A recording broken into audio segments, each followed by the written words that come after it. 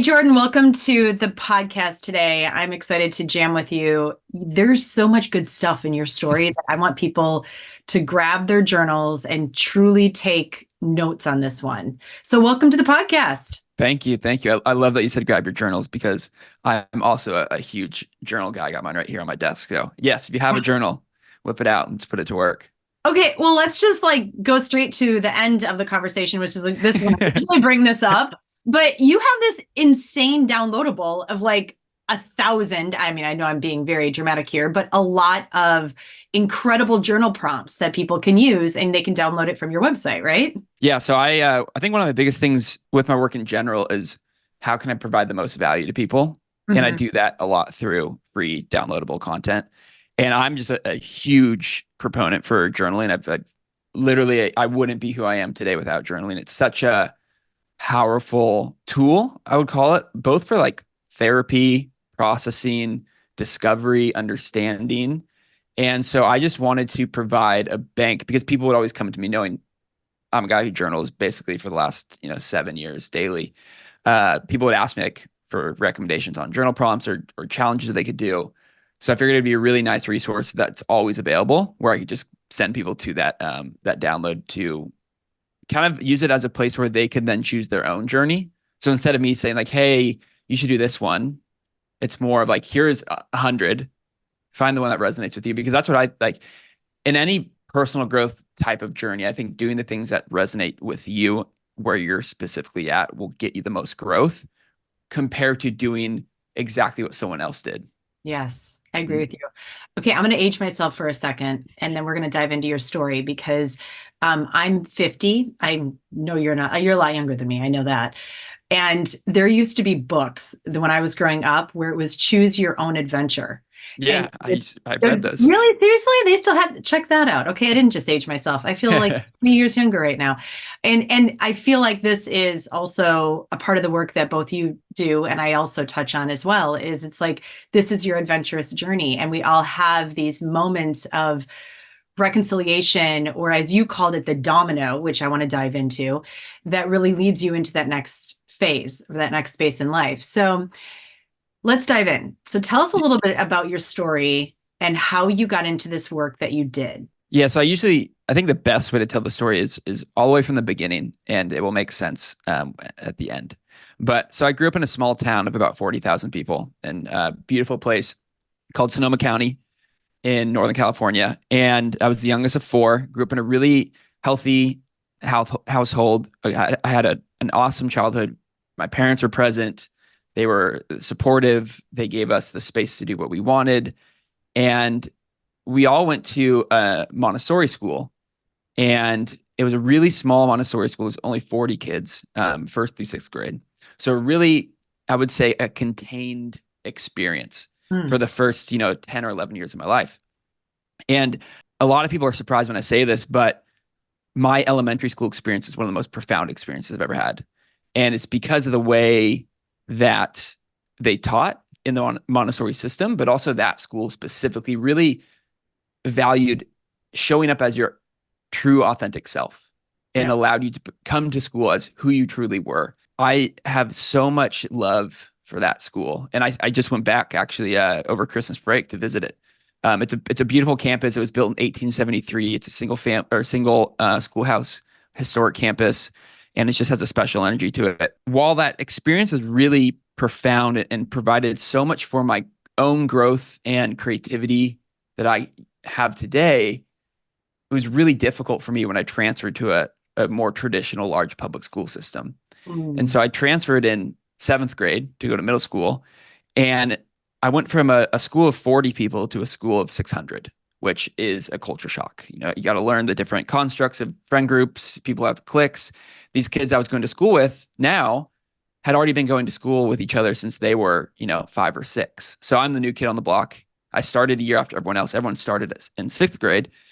And I just really found myself sinking into this path of insecurity Mm. and lacking confidence because it was I'll say it again, it was such a culture shock for me to be in this new environment. And I didn't know how to exist in that environment quite yet. And that really started my journey of what I would say was over the next 6 years of navigating those insecurities. I came to a point where I felt like my insecurities were really defining my life. I wasn't really doing anything about them. I just knew that I would go to a social situation and I didn't feel how I wish I felt. I always felt like the outsider. I didn't know how to find my place and I didn't know how to use my voice. I always felt like I was the one to be forgotten first. And that kind of lasted through high school as well, because I went to high school with those same kids. And so when I graduated high school, I was the only one in my friend group to leave. And I was like, what? I feel like this is my moment to redefine who I am, redefine how I show up in a social setting, and just kind of see this as a clean start. And so I went off to school. I quickly realized that you bring the person you are wherever you go. And Yeah. that didn't change much for me. I still had all my insecurities. I still had all those self-doubts and negative thinking, but I did feel a shift because I started to be able to choose different types of people to be in relationships with, people that were more aligned with what I wanted or the direction I wanted to grow, or people that understood me better. And I started to really feel like I was finally becoming who I always wanted to be. And then it was on March 22nd, 2013, my first year of school. I was hanging out with a group of 9 friends, and we were leaving an event. We were going back to our apartments. And so we're in the parking lot, and we both split up into 2 separate cars. And we were driving so fast that I feel like we were on the freeway within like what felt like 3 seconds. We're driving down the freeway 85 miles per hour. And I had this urge to ask my friend to slow down because I was like, we're going kind of fast. Like we probably, just probably tone it back a little bit here.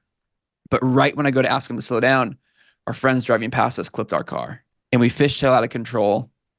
We slam to the asphalt and we slide across 5 lanes of freeway. And it was one of those moments where, as we're sliding across the freeway, all I see are just a car full of sparks. I can smell the burning metal, but everything's happening in slow motion. It was like slow motion chaos.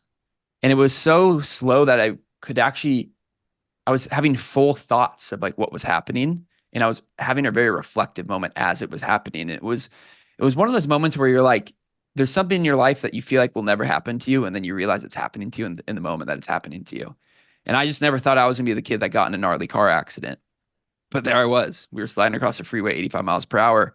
And I didn't know if we were going to make it out alive. I figured that, we probably wouldn't, and that we'd go head first right into the center divider, or another car would come and T-bone us. But to our absolute surprise, we stopped right before the center divider.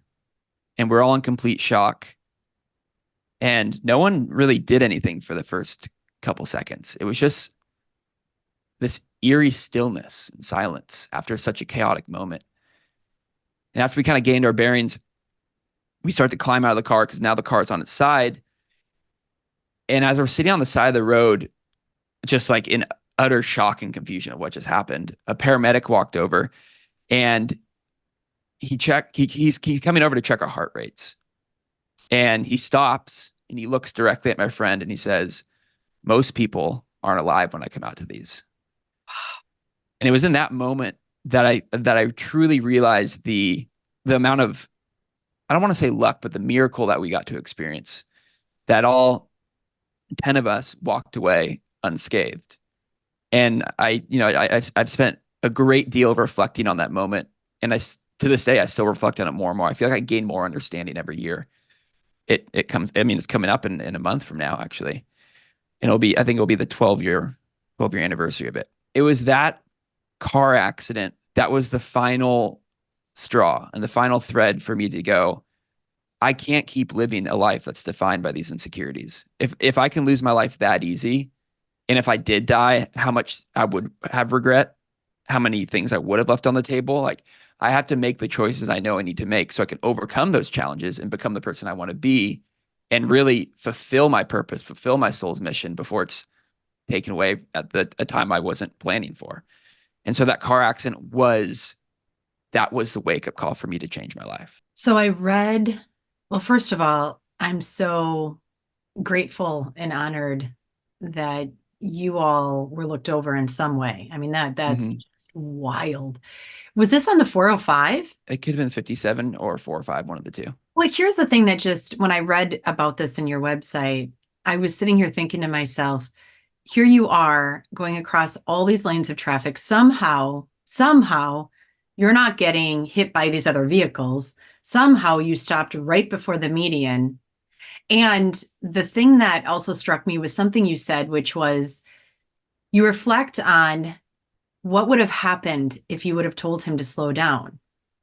And is that something that you were meant to hear the words yourself, but not put out there to everybody else because this was also your turning point in your life for having this fierce Mm, reflection on, wow, like this, the slowing down could have been also the message that it was given to you to slow down, right? Like maybe this was also your slow down moment of don't go so fast through life. Like make sure that you're taking time to reflect and to find who you are so you can also show others to do the same. I don't know, there's just like so much in that moment. And I always say it's not about the destination. It's not even about the journey. It's about the moments within the journey that create that mm, destination. And that destination to me is when we do have our last breath on earth, right? Like the destination isn't until our bodies are gone, but our souls still live on. That's how I look at it. There's just so much in that, right? Like in that one mm. moment that this happened. It's incredible. It's incredible. Well, I appreciate you saying that because I've actually never looked at it that way. But that, I mean, it was making me emotional just thinking about that. And I had like the full body chills over here because, yeah, that's actually such an interesting perspective on the reason. You know, the one reason that I've come up with in my reflection is another one that you touched on was I believe he wasn't supposed to slow down. Like I believe I was supposed to get in that car accident. And that's why when people ask me about the car accident, I talk about it in so much gratitude for that it happened. It is my greatest gift because it did give me my life. And I don't know who I would be or where I'd be without that car accident, but I think it's a beautiful perspective that you offer of maybe also that message was for me to slow down in life and become more intentional and become more thoughtful and lead with more purpose. And so I've never thought about that, but that is very profound. Well, can I ask how old you are? I'm 29. You're 29. Okay, so I have a 32-year-old. This is the other reason. Like, I do come from a whole different perspective. Like, my Yeah. oldest is older than you, and I've witnessed, and I was a teacher, and so the whole Montessori I also understand because it's a different way of teaching. It's a different way of using the brain in a creative way.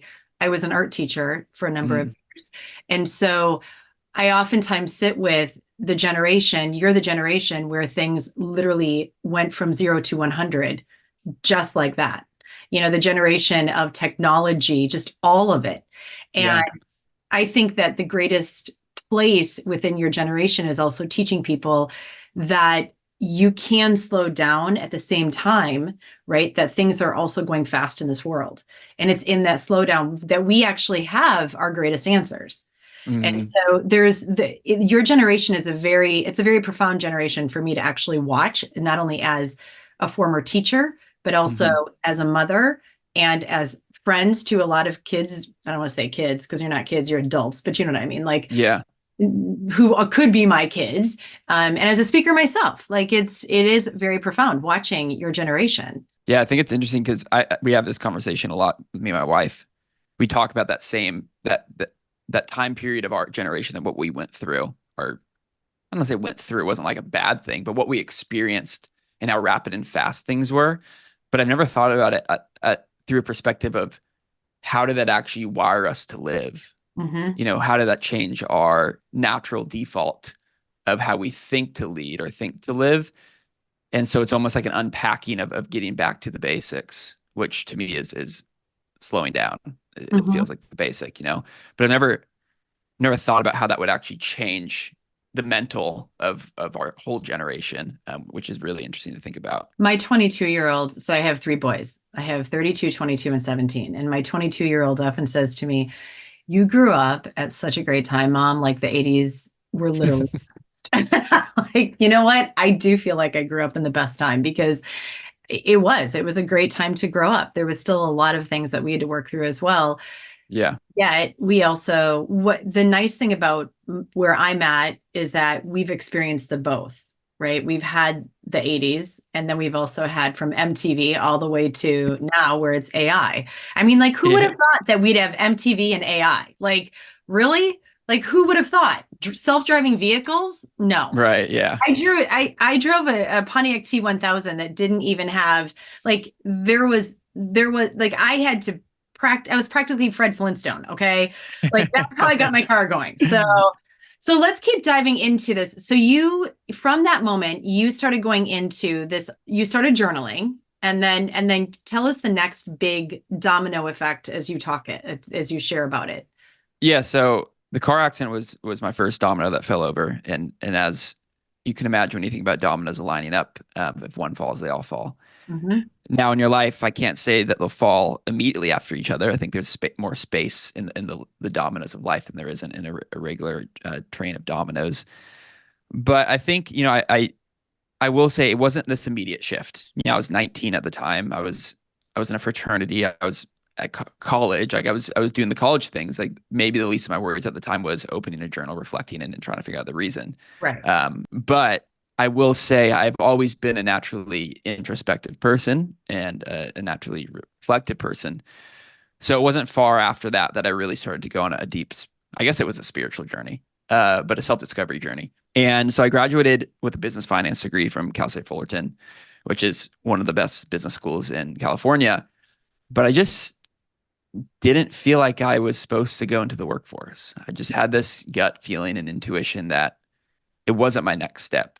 And I know I had went to school at first, or I had studied finance because I thought I would want like a really sexy paycheck. I was like, oh, that's what I want. But like, what does a kid when he's 18 know? Like, what does he know that he wants? So it's like I get to the end of the 4 years and I'm like, I actually don't want that anymore. I'm the youngest of four, and my three other siblings had done some sort of travel, some sort of break after college. And so it was always like an option. And that's the thing, like, that I try to honor my parents a lot for, because they had always been people who had given us the space and permission to do what we wanted to do, what felt true, and what felt like our next best step. We were never given a predetermined path. They never determined or decided our schools for us. They never decided our majors for us or what jobs we took after school.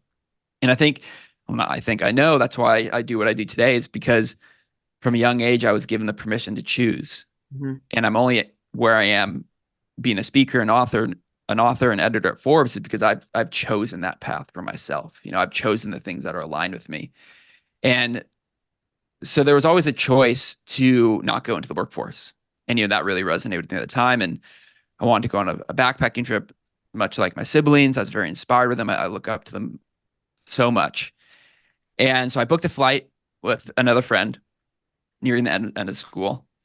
And then we were, starting to plan the itinerary, really get into the plans of the trip. And then he got a job where he had to train during the summer. And it was like, well, he can't go anymore.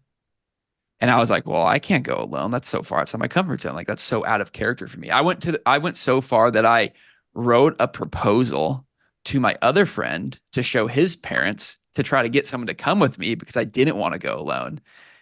Because he was like, well, my parents need to see all the details. So I probably could still find this thing. I wrote like a 2-page proposal of what we would do, the cost of it, all these things. That's It amazing. didn't work. It didn't work. I'll tell you that. And again, kind of a universal reason, I don't think it worked because I think I was supposed to go by myself.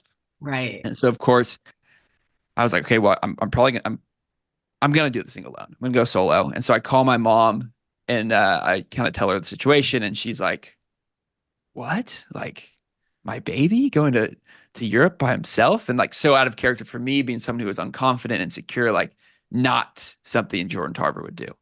But here he is, he's about to do it.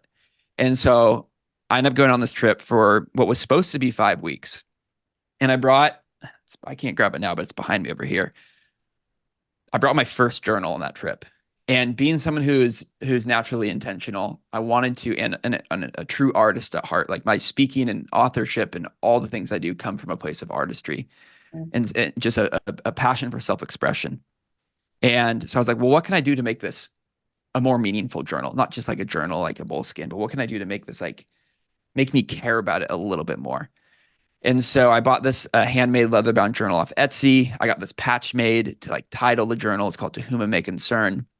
And the idea was that if I dropped that journal, if it fell out of my backpack, if I left it at a hostel, and then someone picked it up, it would feel like it was written for them. Wow. So that's the concept behind To Whom It May Concern. And so I took this journal with me throughout the entire trip. I documented what I was doing, what I was going through, things I was learning in the moment. And it became like my companion. It became the one person in quotes, that I could talk with every day.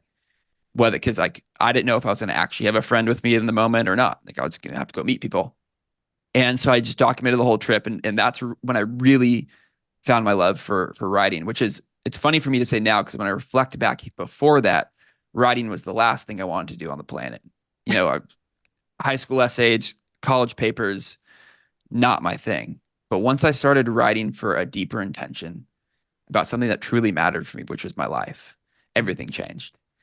And while I was on that trip, I was about 4 weeks in, and I was in Barcelona, and I just fell in love with the people that I met at this hostel. I fell in love with the hostel itself, the people that were working there, the people that were staying there. Just this like beautiful like family experience. We had like big family dinners every night, activities during the day. It wasn't your traditional hostel experience. And I left Barcelona feeling like I couldn't just like leave these people. Like they meant so much to me. These people that I met in Barcelona are to this day the people that redefined how I wanted to live my life. They were so positive, kind, and loving, and that really rubbed off on me, and it changed the way I treat other people forever, literally. And so I went to Paris. My sister was living in Paris at the time. I went to Paris to catch up with her for my birthday. My dad actually flew out for my birthday. We all hung out for a couple of days. And then I went on to my last destination, which is in Sagres, Portugal, which is in the most southern point of Portugal. If you look on a map and you put your finger on the last point of Portugal, that's the city. And it's a really small surf town. There's two bars. They're next door to each other, Oh, cool. really tiny. And my sister had traveled there before, and she was like, "You want to go there? I'll meet you there." I was like, "I'm down." I've been surfing. I was in Orange County before leaving, and ending the trip on a surf trip sounded awesome. Like, what better way to surf in Portugal and in the trip like that? So we split ways for a bit, and then me and my sister linked back up in Portugal. And it was 2 days before coming home. I was single at the time. I didn't have a job. I just moved out of my house. Zero responsibility. Nothing was pulling me back. I was like, I just don't want to go home. Like there's no reason for me to go home. Like if I can stretch my dollar, this was a self-funded trip. So if I could really make this happen for myself, then maybe I should just stay. And so I just had this urge to message the people at the hostel in Barcelona and be like, hey, do you guys need any like volunteers by chance? And they're like, yeah, can you be here tomorrow? And I was just like kind of speechless at first, because it was like, oh, okay, wait, this is now a reality. Like, I didn't know it was Happening. going to happen this quick. And so then I talked to my sister, and she's obviously a very free spirited person as well. She's been traveling. We were hitchhiking together in Portugal. She's like, you should do it. Like, you should definitely do it. And so I call my parents, and they're like, again, the permission that they've given me all my whole life. They said, if you feel like this is what you want to do, you should absolutely do it, because you're never going to be able to do this ever again. Yeah. And so I skipped my flight home, flew directly back to Barcelona, and I worked at a hostel there for a month and a half, and that extended the trip from 5 weeks to 3 months. Wow. That's awesome. What was the number one thing that you learned about yourself through that experience? The entire trip itself, Yeah, just like through the trip. that's a really great question. There's so many things that I could say for sure. Confidence.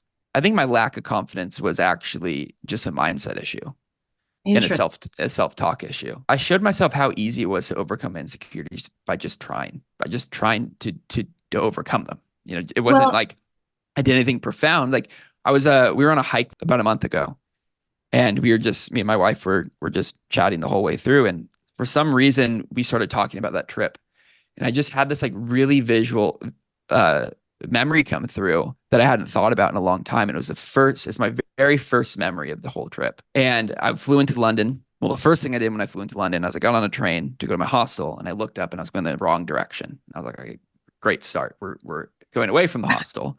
I got some things to learn on this trip. Luckily for me, everything's in English, so I rerouted back to the hostel. And so I get to the hostel, and it was in that moment that I was like, oh, I'm here alone. Like I was actually at my first place. I was in my first room, and I didn't know anyone.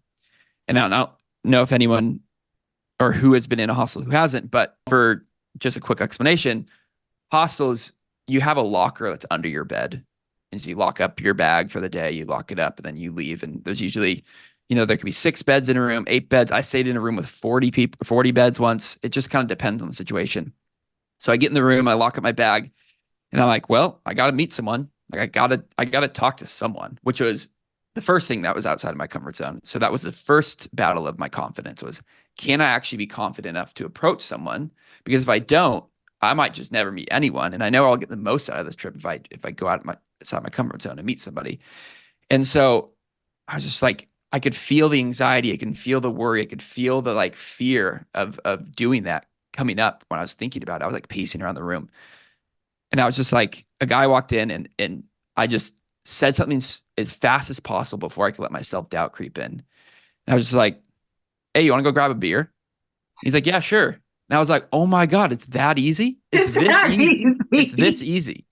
And I think that was the moment that I unlocked my confidence Right. in that I learned that it wasn't that I was just that I wasn't like I was doing it to myself is what I'm trying to Yeah. say. I Yeah. was Yeah. unconfident because I was making myself unconfident. Yeah.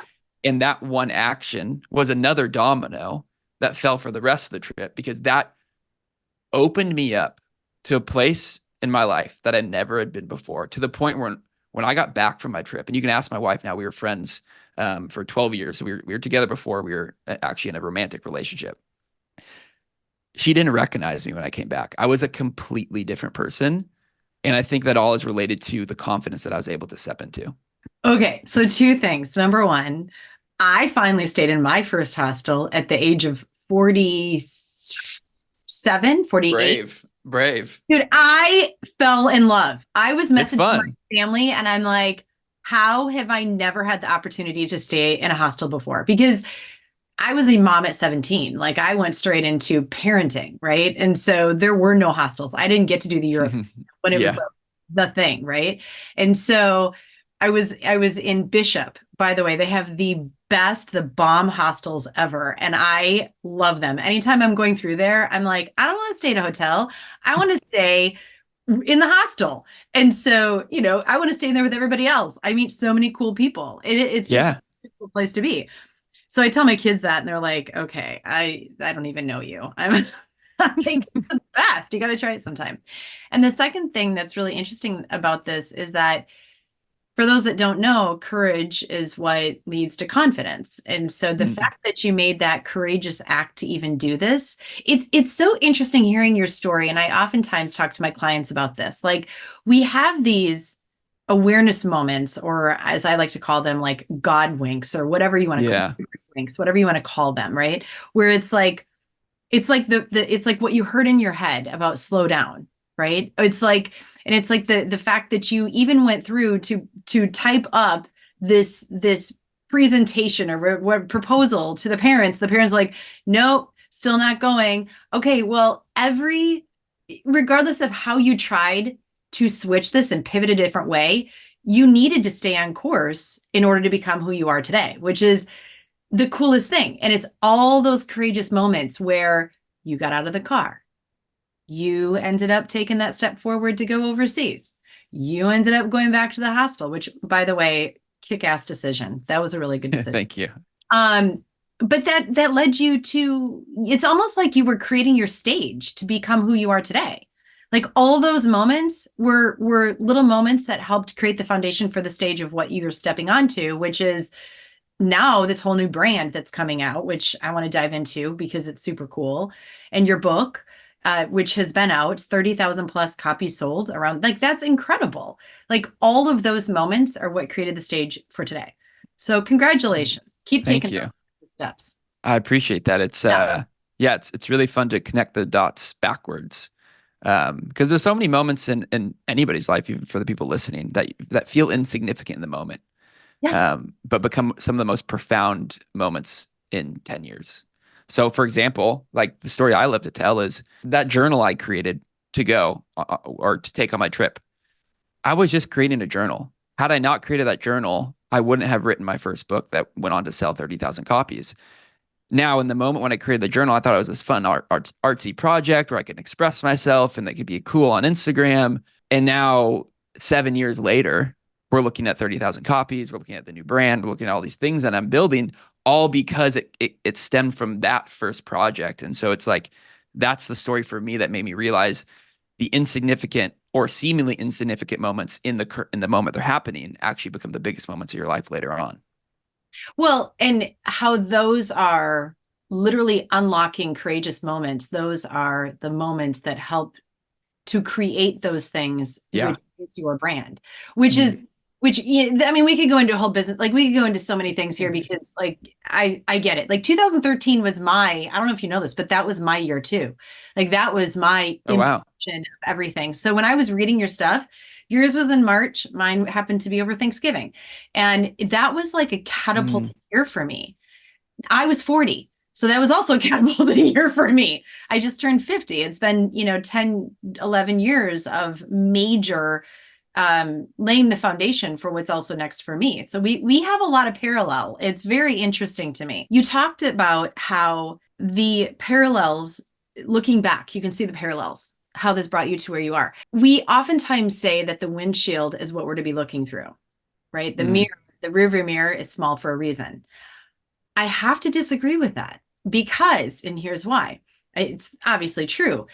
We also have to look back in order to see the parallels that are leading us to our present. But I think so often we are so set on the future that we're not taking enough time to journal and reflect on what got us here right now and how can I have more awareness and really start to put together even those that golden thread of my present that's also going to be a part of my future. Make sense? So Yeah. so there's this whole like, I know everybody says like, oh yeah, that windshield is so big and that's for a reason. Don't look too, like, close the door on the past.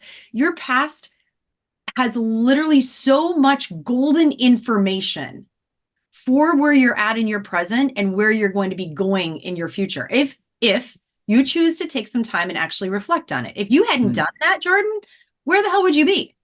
I mean, like sitting, like you'd be probably Not sitting here. not here, right? And so because you've done that is what has allowed you to become this version of who you are. I will That's say quickly to double click into that, the rear view mirror is small, but it definitely still exists. yeah, and it's So what, powerful. and I think there's a couple things come up for me. One being that, like you're saying, there's so much information in your past that can inform your future. And that's how I like to look at my past. Yeah. My past isn't this thing that, whether good or bad, held me back or made me feel these certain things. It's informing me how to become the next version of myself. So, for example, if I go into a situation and I'm like, I've experienced this before, let me reflect on that. How did I handle it then? Did I handle it wrong? Can I handle it better? How can I draw from that, use that information to help me navigate this experience, a situation, or emotion better? Because now I have the past experience to rely on. And I think just seeing your past as something that's informing your future can be very relieving, in a sense. Yeah. I oftentimes tell my kids every problem solved is a solution for a future problem. So just Mm-hmm. remember that. Like you're always building upon, you're always in being informed of by and building upon the problems, the problem solving, because you're going to have future problems.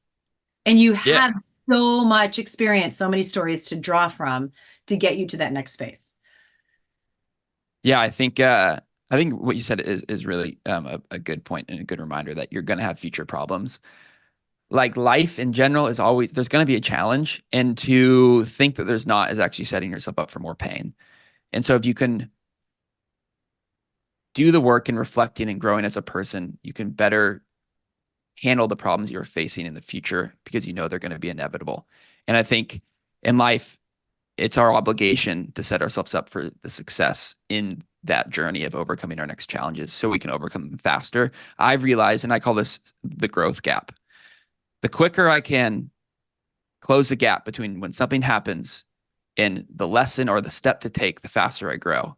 And I've gotten really good at closing that gap. I've gotten really good at becoming aware of what's happening, aware of what I'm feeling, and taking an action to relieve that tension or overcome that thing. And the faster we can close that gap, the faster we grow. And I think that's the power of reflecting, is that because that gap gets closer the more and more we reflect. Damn, that's good. I'm laughing because I'm thinking to myself, like, I so get that. I remember when everything happened to me in 2013, and I was like, I read my marriage imploded and things just were, imagine like you are California 10.0 earthquake, right? It's just like everything's obliterated. And I remember thinking to myself, I looked it up on the internet. How long does it take to get over betrayal trauma? And like literally that's what I did. I'm like, all right, somebody has to tell me how long I'm going to be in this because I don't want to be in this much longer. And it was for every year married, it was 2 years of recovery. Okay. Understand, I had been married for 17 years. And I put the numbers together and I went, oh, hell no. Like, this isn't going to happen. And I remember thinking to myself, whatever it takes, and as much power and healing and growth that I can put into that short time, whatever that is, however that looks for me, is what's going to happen because I'm giving this 2 years. Yeah, there you go. Like, I'll give it 2 years and that's it. And that's what I did. And it's been, that 2 year of deep dive was the coolest thing for me because it gave me so much growth in such a short time. And now 10, 11 years out, I'm like, dang, if I hadn't done that, I can't even imagine. I can't even imagine. Yeah. It can be done. I love that. So dive into your messaging. Tell us of what's coming up, your book. I want to like share it all. Yeah, so the book that's out right now, You Deserve This Shit, was a or is it's a self-discovery book. So I had gotten back from that trip. Had written another book, which was kind of a passion project at the time. You can't buy it anymore.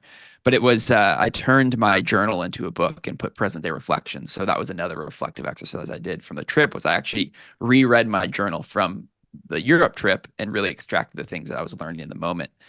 And that was like the first instance where I was like, oh, I really love writing in this long format book kind of style content. And so from that moment, I wrote that passion project. I knew I wanted to do something that was more professional, a proper self-help book. And that's when I kind of started working on You Deserve This Shit. And I put that out in 2021. And, when you look at the numbers now, it's like, oh, well, that's a successful book, 30,000 copies, like 700 reviews almost on Amazon. But it wasn't like that the whole time. The first 7 months of having the book out was absolute crickets. It was, I put the book out on Instagram and it was great. Launch day is buzzy and it's fun and exciting and you feel a lot of dopamine. And then day two sucks because no one's there anymore. Yeah, So, I I know. sold 100 copies on day one. Family and friends were all supportive. And then day two to what would be like day 190 was like silent. And it was the point where I wanted to quit. I wanted to give up. It was selling 5 copies a month, 7 copies a month, 9 copies, 4 copies. I was like, oh my God, is this ever going to work? Like, I put so much love and intention into this book. Like, how can I not get this thing out? I was realizing in the moment how hard it is to market a product. But at the same time, I believed in it so much, I didn't want to let go of it. And so at the time, I was marketing my book on Instagram, and all the kids were talking TikTok. And I was like, well, I probably should go try this thing called TikTok. And mind you, at the time, my audience on Instagram was only 8,000 people. Now it's over 100K and all those things. But like at the time, I virtually had no audience compared to what I have now. And at the time on TikTok, I had no account. So it was all starting from the bottom up. So I go to TikTok and start posting stuff and it wasn't working. It wasn't connecting with it. So I go back to Instagram. Of course, Instagram it's not going to magically fix itself for me. So it wasn't working again. And I was like, you know what? If I really want this thing to work, I have to commit to the TikTok thing because I know that's the future right now. And I need to just give it time. I basically gave myself a week and I was like, oh, it's not working. I'm going to quit this thing. So I go back to TikTok and I just start going hard on like talking about the book, posting about the book, trying different ideas, testing, experimenting, trying to find a way to get this in front of people. And I still remember the day, December 26, 2021, wake up at my parents' house, day after Christmas. And I look at my sales and it was 100 copies sold overnight. And I was like, what the happened? Like, how did I sell 100 copies overnight? And so I go on TikTok and there's like videos starting to go viral. And I'm like, whatever, like flash in a pan. I start to doubt myself, like what's going to happen? Like it's going to go back to zero, just like it did when I sold 100 copies on the first day. Why would this day be any different. And then I continue to post on TikTok, really reinvesting my energy into what was working on the platform.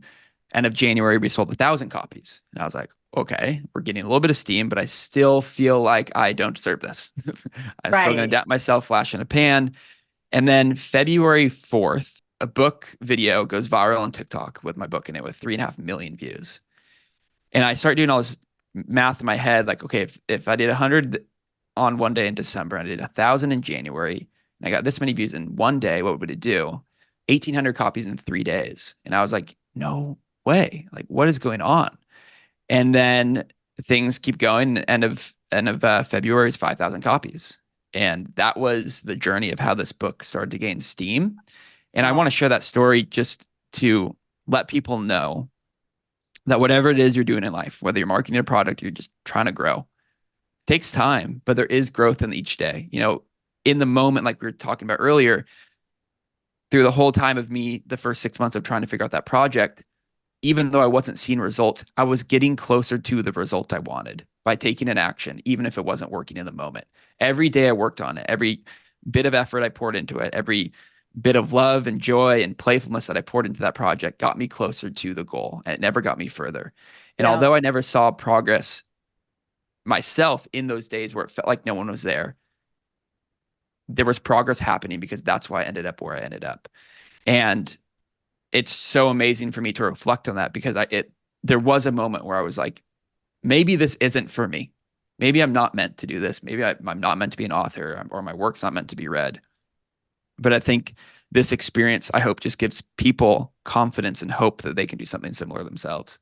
So this is very helpful for me. So thank you. You're welcome. Well, I'm happy to share whatever. Like, I don't have any secrets.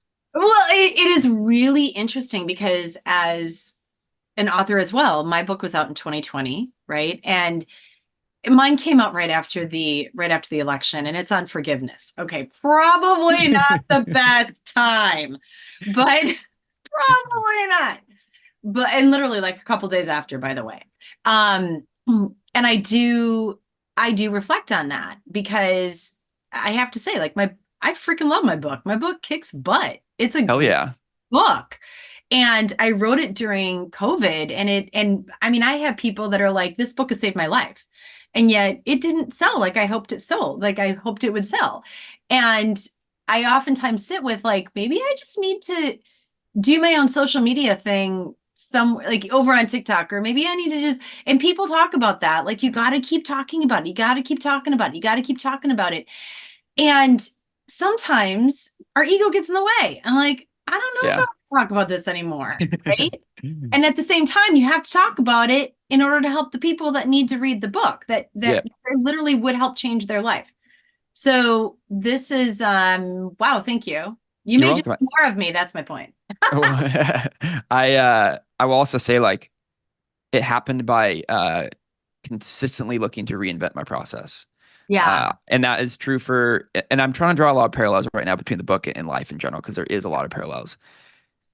I actually took note of this, something you said earlier when you were, when you're 40, you're kind of evolving. Now you're 50 and you're doing the same thing. I think it's honorable that you're still looking to reinvent yourself throughout your whole life. And that's what people can do as well. It's like the growth comes from the reinvention. And the reason why I got to the place I did with the book is because I never took quote unquote no or no sales for an answer. I just looked for a way to get it to someone. And I'm doing it right now. Like, I was just packing orders upstairs. I'm trying a whole new thing. I'm selling my book on TikTok Shop, packing the orders myself upstairs just to try something new, because the book sells consistently. It's not doing 1,800 copies in 3 days anymore, obviously. And I'm just looking for a way to, like, what's the new way to get the book to people? Because if you really believe in something so deeply, I think you can't just give up on it because no one's buying it. Right. Your job is to find a way or to make the next thing. And for me, that's what I'm in right now, is making the next thing. So, the book, You Deserve This Shit, I would say it was the reason that I was able to build up my platform for the first time, have an audience, have people know me for something, that are consuming my content in their hands on a daily basis. And, I wrote that book when I was 23 or 24. And so like, obviously that was the very, very start of my career. And I still feel like I'm just scratching the surface at 29. And so it's like, well, what's the next thing for me? I keep thinking about what's next. Cause I wrote this book and I didn't even have like a business. That's the only product I ever had. I didn't have a funnels. I didn't have anything. And it wasn't speaking at the time. My books, that's the reason why I got into speaking. It's because someone read the book and hired me to come speak at their company. Um, and so now we're getting ready to launch I guess I'm calling it a brand expansion, new brand identity, the speaking business, all those things in one. Which, this website, the speaker reel, but it's the thing I'm most proud of is the message itself, which is choose, change, create possibilities. And I just believe that we always have a choice. It's not about the problems we face or the obstacles we face. It's about how we respond and how we choose to make changes in response to those things. And so my goal with my speaking business, whether I'm speaking to corporations, speaking to a more of a personal development audience, is to empower people to move from feeling like the victim of change into becoming the force of it. Yeah. So using change and using the choice to change as a way to unlock your own growth, whether that be profitable growth, personal growth, and aligning yourself with possibilities. And so that's the direction we're heading in. And I'm very excited about it. We've been working on it for like closing in on close to 2 years now. So it's a labor of love, and I'm just excited to see what the world does with it because of what I've learned through my book, You Deserve the Shit. And this is true for all creative work. You can make something thinking it's one thing and the world will tell you it's another. Mm-hmm. And that's true because people perceive art in different ways. And so I may think this whole brand looks like one thing and it tells one story and it has one message. And the world and the market may tell me something different. And I'm excited to see what happens when the market responds in that way. That's so cool. I'm literally like right in there with you. I'm 2 years in to this whole like journey. I call it the up brand. I'm also just you can steal this when you hit 3.0, but I'm at 5.0. So next year when you hit 3.0 or whenever it is, you can steal it. Okay, Because thank you. there's like imagine when we actually hit, 10.0, right? Mm-hmm. Like an 11.0. It's just I don't know, that's where I feel like. But it's super exciting to watch this. It's been exciting to watch your journey Thank you. and just be a part of just all of it, witnessing all of it. And I do agree. You create this brand, you launch it into the world, which right there, that takes a lot of courage. For sure. There's so much people don't understand the lift in that. There is so much lift in that. Well, also, I just want to click into that super quick. When you're launching a personal brand, although it's a brand, it's you. And You. so you're not just putting a brand out, you're putting yourself out there and saying, hey, this is me. Judge me. Yes. Market Yes. judge me. And so Freaking judge me. I Yeah. think that's where a lot of the need for courage comes into play is because it's not just like you're marketing a product, but you're marketing something that represents your truth and your heart. Mhm. And it takes a lot of courage to not take it personally if someone doesn't like it. And I think what I try to remember is I'm not for everybody. I don't want to be for everybody because if I'm for everybody, I'm for no one. And so I always trust in what I did with this book. Even when I wrote You Deserve the Shit, I always put the energy into the book and the intention that it would find the people that need it most and it wouldn't find the people that didn't need it. And I feel like that's why it's been so well received. It's because it was created from that energetic place. And I'm a big believer in energetics and in a spiritual creative process. And I think that's why it's been so well received is because the intention I put into it was for it to find the people that really needed the help. I totally feel and hear you on that one. Totally. That's incredible. Well, is there any lasting, because I know we're coming up on the hour, I could just Yeah. keep the conversation We going. could go for another hour. I know, I totally could. We All the might need time to do a look up, part two. I'm like, seriously, we really will actually. After when you launch everything, let's totally do it. Uh, Yeah.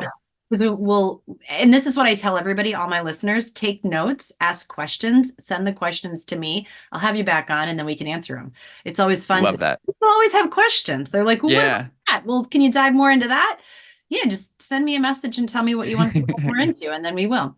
I'm just so honored to have you here because the other thing that I want everybody to understand and hopefully can see, not only through your journey, but can see through my journey, is that this can be done at any freaking age.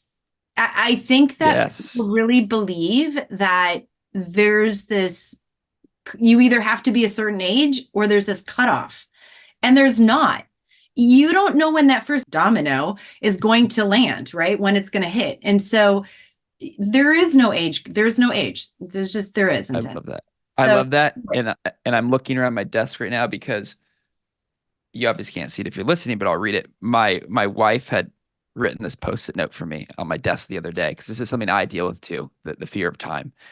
She says you have all the time in the world. And I think that's such a special and profound reminder for all of us that it's never too late, that we do have all the time in the world. It's only too late if you tell yourself you're out of time.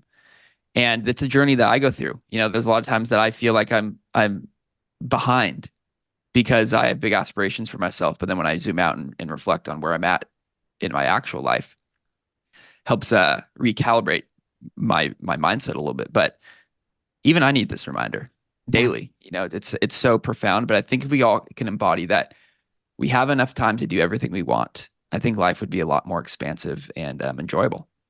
I 100% agree. 100% agree. So cool. So, so, so cool.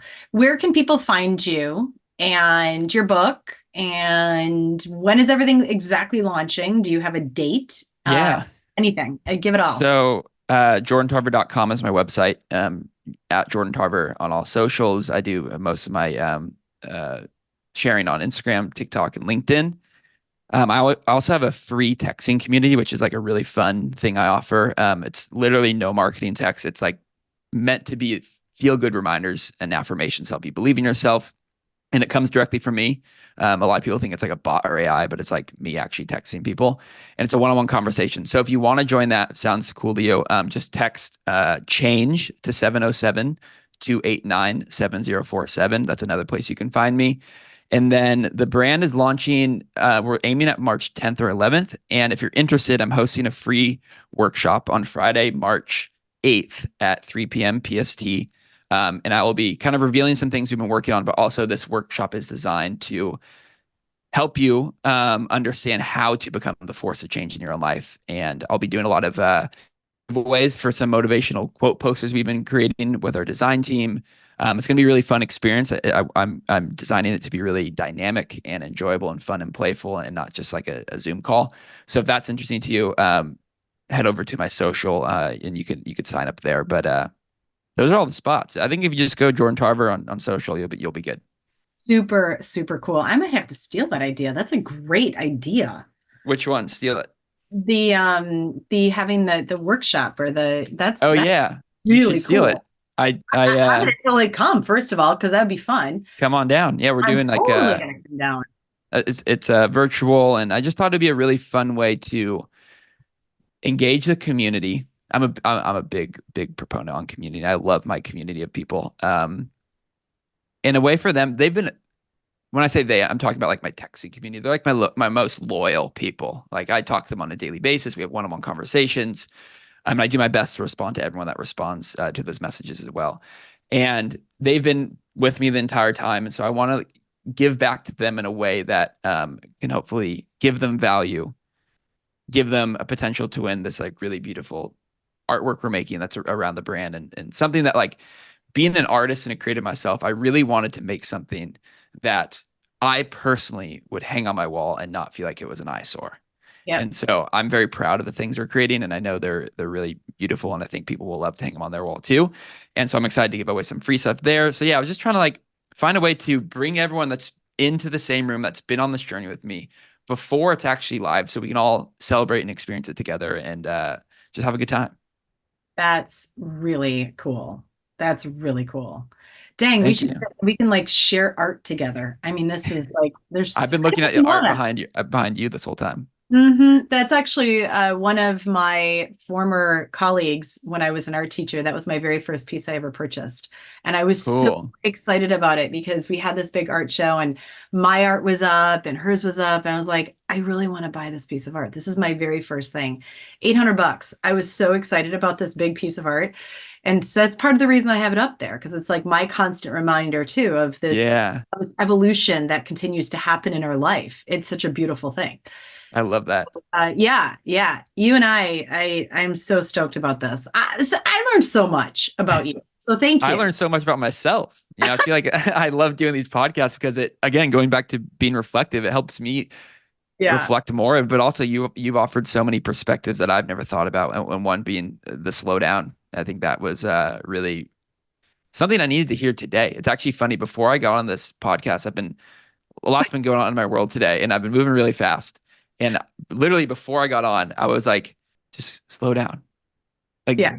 2 seconds before coming on this podcast. So it was obviously something I needed to hear more and more. So I appreciate you sharing that as well.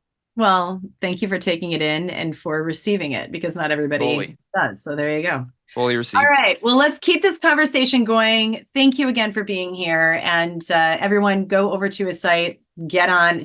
I'll see you. I'll see you in March. How's that? I'll see all March of you in 8th. March. Awesome. March 8th. All right, everyone. Have a great rest of your day.